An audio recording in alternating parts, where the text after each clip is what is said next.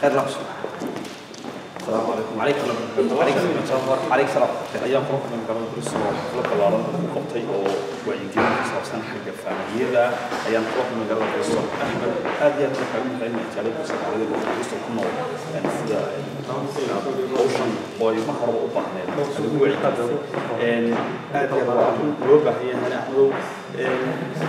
بمركها أحمد ما هو مكان سيدي أنتم أردنا كسوتي sidee ku soo socon kartaa wada marka tahay waqti la isku soo dhaweyn karaa oo barnaamijkan uu wada صحيح. بسم الله الرحمن الرحيم. عبد الحرام أدنى محسن هاي اللي أصحاب صار runtii sida qiimaha badan ee noo soo dhaweysay magaalada Bristol magaalada Bristol ku cusub saaxiibo badan baa ku leeyahay waxaana dareemayaa ciyaar xaafadada marka runtii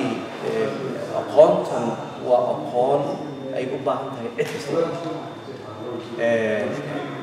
reer Bristol way mudan yihiin inay helaan waxaan rajaynayaa idinka laftigiina maanta xaalad baad u haydeen oo inaad aragteen waxyaabo badan ragga qaarkood soo hadlayay way arkeen in ay yacni signalo badan inay baxeen waxyaabo badan oo maaragtay ay soo arkeen in ay dareemeen waxay raadinayeen inay ka dhexeen marka maantana waxaan ka hadlaynay kala duwanaanshaha ragga iyo dadka waxaan oran lahaa marka reer Bristol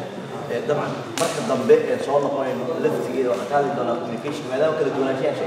communication-kiiba ku jira inay u yimaadaan ay ka faa'iidaystaan walaalo badan baa yimid oo aad ugu faraxsanahay aragooga iyo imaataankooda magaaladana maanta ay oran doonaan markii dadka ay arkaan casharka ama soo qaadan dad badan ay oran doonaan warniyo maanta maaragtay jaanis khatara meesha ka jira yani aad bayna runtii dadku